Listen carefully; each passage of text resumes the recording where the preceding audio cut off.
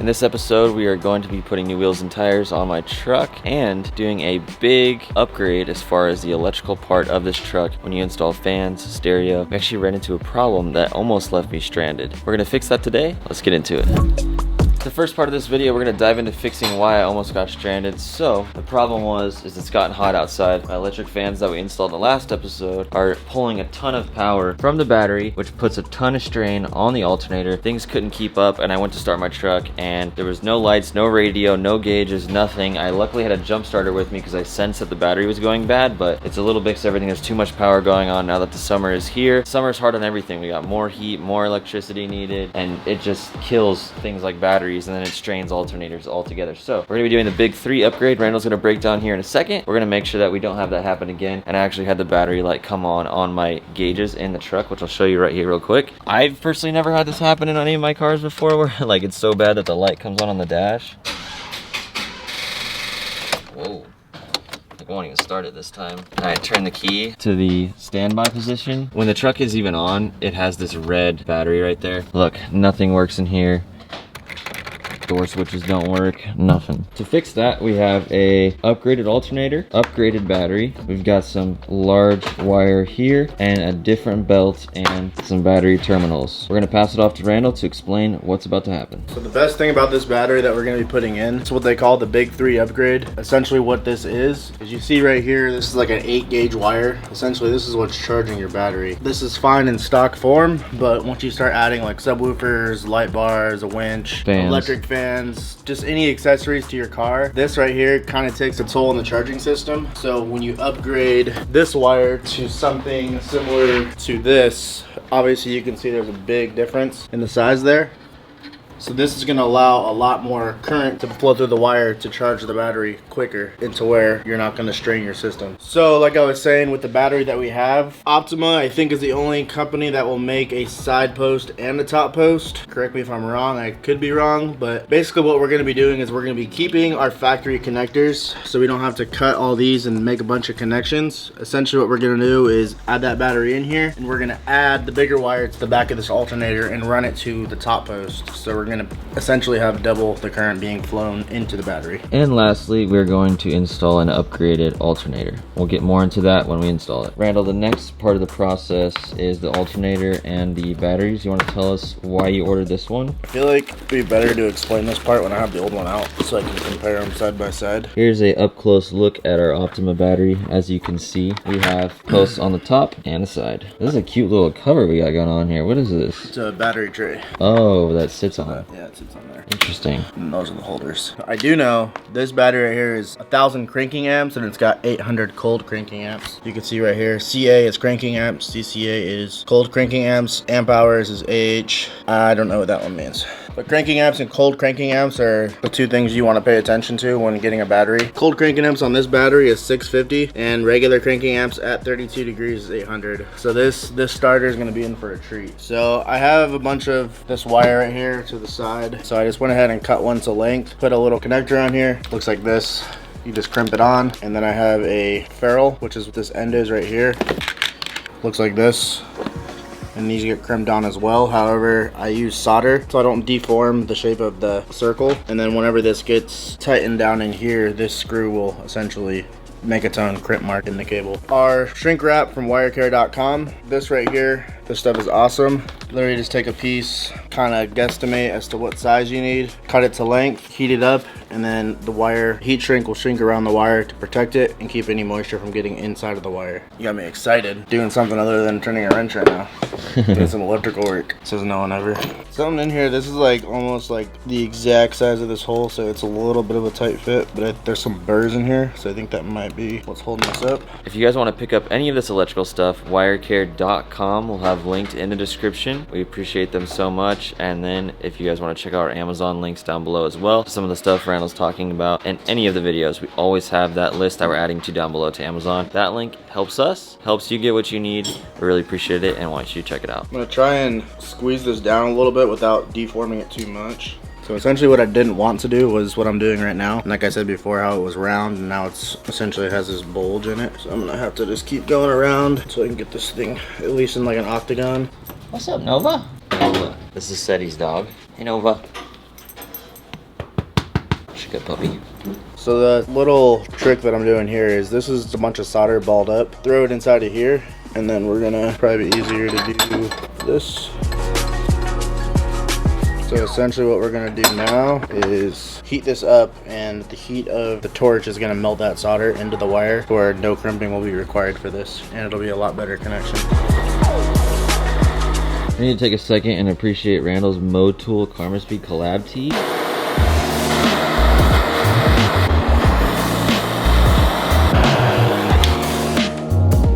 Oh, whoa, what's going on here? Speeding up the process, don't wanna wait. What is that going on? Dipping it in water to cool it off. Cause I don't have patience to wait for stuff to cool down. What is that cup of Taco Bell over there? Yeah, what is that? That's injector cleaner debris. Quickest access to some kind of drain at that current moment. So cut the size, whatever size you want. Go ahead and slide that down. I like to run it right around there. You can run it up higher. Doesn't really matter. It's all preference. As long as the gap between here and the connector is covered, because you don't want moisture getting in there. Meanwhile, I just dipped it in a thing of water, but it's more so long-term moisture exposure to where the wires will start to corrode at that point.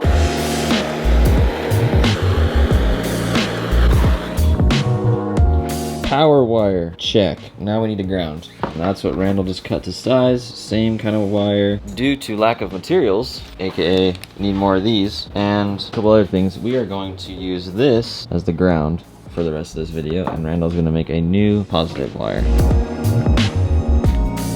Randall's got a little bit of solder again, doing his trick. It's a little longer than I like, but we'll be fine.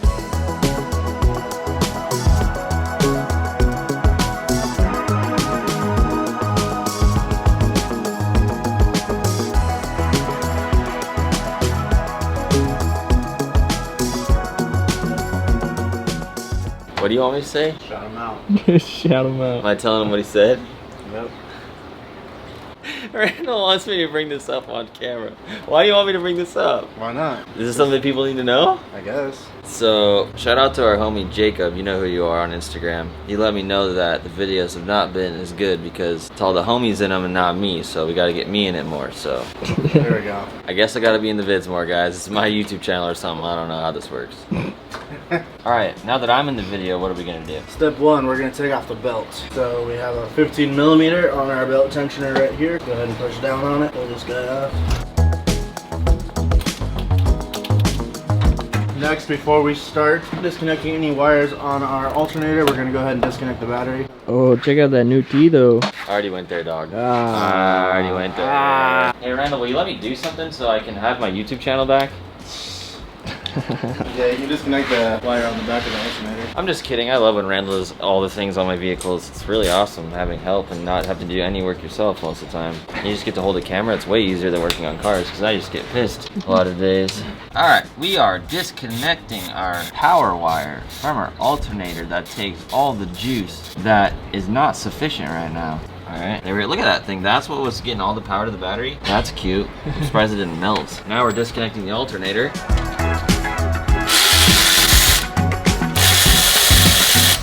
Connector on the back of here, if I can get to it. Got our sick Vortec cover in the way. Where's the thing at? It's like a latch. See, this is why Randog's here. Yeah, I don't know anything. Oh, Vortec cover's coming off. Oh, you got the primer out for a reason. Look at this, man. He knows. It's like you've done this before. A few times. Pry bars, hands down, one of the things we use the most, and that is also on our Amazon list down below. Don't sleep on the pry bars. Randall has tippy toes right now? Yeah. So as you can see, we have a difference in our case. Right here, we have a case spacer. This one does not. Essentially, whatever they got going on inside of here, bigger, better. Bigger's not always better, but I guess in this case it is. So with this alternator, you can see it stands a little bit taller than the factory one. So the reason why we took the belt completely off is because we have a new belt that is just a little bit longer that'll go around this pulley. Right there. And that's all there is to it. Everything else is the same. Connectors are the same. Ooh, we need a part number for the boys. Right here. The DLG guy right there. So that's the AutoZone part number. So as you saw that I had to pry the alternator out, right here there's these little, I forget, collar pins or whatever. Whenever you tighten the bolt down, these squeeze in with it, which I guess grip the alternator better. So to get it in easier, come on the back side here, and you'll whack them. and you'll see them move. So all you need is just a little bit. Just like that. And now, it'll slide right in. We were talking a second ago how this is the first vehicle I've given time and money and attention to in the proper order. We did stock suspension, stereo, air conditioning was first, and fans. Now we're doing an alternator mod. How boring. But it's nice to have a vehicle that runs all the time.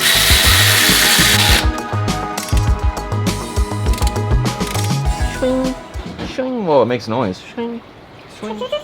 Is that a turbo? We need some turbo sounds. Sorry, I'm freaking you up right now. This is why I should be behind the camera. Feels.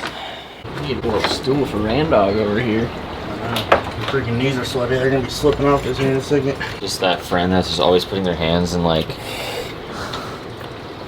If you guys are picking up this wind on the mic at all, it's freaking flowing in here. Randog, to keep this man's cool, it takes a AC unit on full blast, a swamp cooler on 1 or 2 setting over here. So we got a lot of airflow going on. I don't know if the mic's picking that up. Randog, how's your coolant temp right now? Oh, no, it's still running a little hot. Are you like 220 right now? Definitely. We got 1 chrome pulley on this unit. You like chrome pulleys? I guess. Looks better than the other ones. Yeah. I don't know. This thing billet? Furthest from billet. It's the randomest things I say that make Randall laugh hard. It's never what I think it's gonna be. I don't know how serious we want to take it. Calling each other on the video our titles in the company. So what, like me, Shreddy, Randog over there? No. Your title is creative director. Oh, titles. Hello, automotive director. Yeah, see? Yours is creative director. I'm chief visionary officer. Yeah, let's not do that. We got Austin, who's our lead sales director. I don't know. Ask our automotive director. What's your thoughts, director? I don't know. I just work here. Randall's about to direct this belt on the system right here, the serpentine system. Alright, so part number for your belt is this one right here, hopefully. We had to get a second one because the other one wasn't long enough, so if you're wanting the belt, screenshot that. Are we good? Is this the one? That's the one right there. That Duralast branding is flex right there. It's gonna look like tire letters for my belt. Pull this old paperweight out of here. What is a glorified paperweight? Freaking lead battery. I don't get the joke. Any random object that's heavy is considered a paperweight to an old man like Randall, our automotive director. He's not very literal. Makes a little more sense. Wow, this Drop that out. said you can't cuss on here. Oh yeah. Randall got some new sockets. I feel like if we put the longer one next to it, it would look like you and I. No, that's not you. Get the taller one. That's not right. That's not a right aspect ratio. Here, there's me and Randall hanging out. That's so stupid. I don't know why that's funny. Nova had to come check out what's funny. New shop dog. Nova, it's hot out here. Don't care. I still don't really know what the concept of this bar is. It's for impact. Yeah, but it's not very strong, so. Nova, it feels good right here. Alright, Nova, get the 10 mil. Come on. Come on. We need help. Do something Bring around it back here. up. Here, let me show you where it's cold. She'll probably just walk right away. Oh, here we go. Here's the thing we need. Oh, it comes with like a whole bunch of little pieces. We just need that So on this is, yeah. Where are the side posts? That's what I'm tripping about. Right here. Are they threads? Yeah. Oh, duh, like the other ones. I didn't know side posts were a thing. Sadly, they are. And this is the only battery that has side post and top post. Oh, really? So you can run all kinds of accessories. That's what Randog, our automotive director, educated us on earlier. We need a battery handle delete. Cam's a little sacrilegious today. I'm a big Pepsi guy. Real big Pepsi guy. Warm soap guy? Really? Yeah. Really? That's what it tastes like. Wow. Warm soap? Yeah. When Pepsi, Says the one that likes Arrowhead. Why are you drinking soap, boss? when Pepsi's warm, it just like has a soapy taste. My mom used to put freaking cayenne pepper in her mouth. And Oh so my. good. I had to do like Dove soap. soap method, but Yeah, we used to get soap, and then once that stopped working, my mom was like, all right, you guys are getting toasted. You literally just cussed when you said that sentence. That's so funny. see if our deal is gonna fit. That's our, you want to know that on ground, don't you? You want to make sure the positive touches the ground, yeah. When your ground's hooked up. I'm talking about the red wire, that's our ground. Yeah, but I'm gonna see if it fits. She wouldn't even fit. This is now our ground. So we're having 2 power wires? Well, we're gonna run the red wire as a ground and the black wire as our positive, sadly, because we ran out of materials. We're basically making it simple. The traditional way to do it is removing that and just using this, and obviously you got to split all the other wires going into your starter and whatnot. People will probably say this is not the correct way to do it, but I don't see any issue in it. You want me to put both on here, right? Yeah. On the back of the new alternator, we've got our original power wire, the thin one, and our new one. Since we're adding on, we're just gonna put both on there and snug down this nut right here.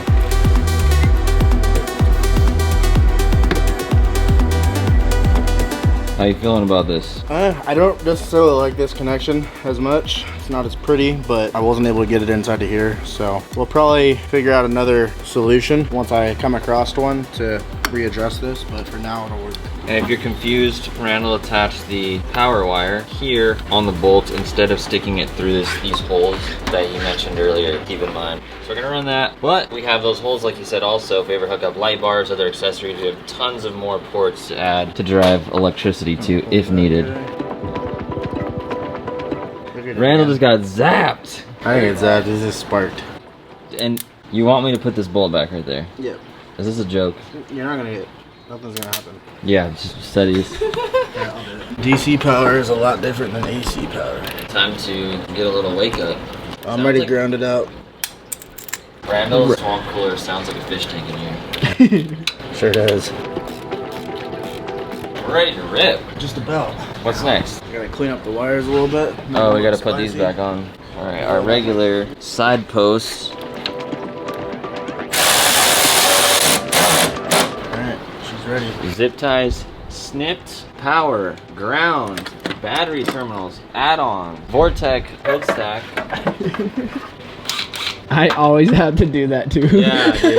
You're like, is it which way again? This thing is so weird. Randall has the snap-on deal that always throws me and Seti off. It has a rocker switch, and you never know which is to turn it tighter or looser. The top is tighter, which I feel like is like backwards. Right. Because you like want to pull the trigger of a gun, but that's what loosens this. Randall thinks we're idiots. Bam. Time to start this thing. Those cold cranking app upgrade that we got. How many horsepower did this starter just gain? About at least 50. So we just found out that a wire is messed up on this plug. So All the way at the other end. so what do we do now, automotive director? Because I don't know what to do. We gotta get a new plug. They make those? Yeah. AutoZone?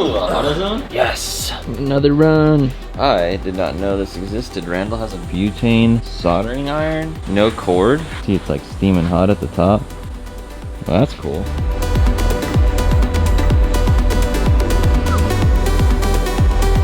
Wait, why are you soldering the tips? What does that do? So I'm just preparing I'm gonna solder the other ends too. It's just easier for me at least to solder the two pieces together that way.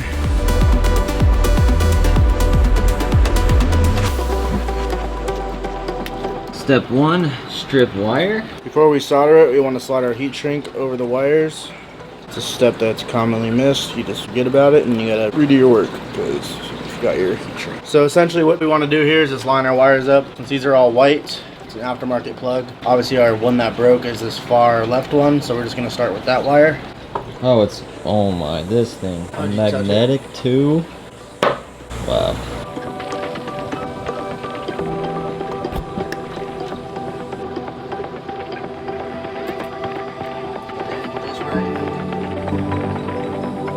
Wire carrier, baby. We love you. Very much. So the Tessa tape here, this essentially acts as, not necessarily a wire loom, but it's what you use on the wire before you put wire loom on. We're all out of our smaller wire loom, so until we get more in stock, we're gonna be running it just like this for now, which it's up out of the way, not really near any heat, so I'm not too worried about it, but that will get addressed when we have more wire loom in stock. All right, now we should be charging.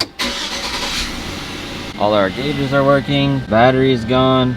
Whoa, our voltage is higher than normal, baby. Oh yeah. Oh yeah. Kick them fans on. Look at it, kicked back up. It's going up higher. So instead of it going down, it's going up higher at idle. It's making some juice. Oh yeah. Solid. We are officially summer ready. Look at the tire letters.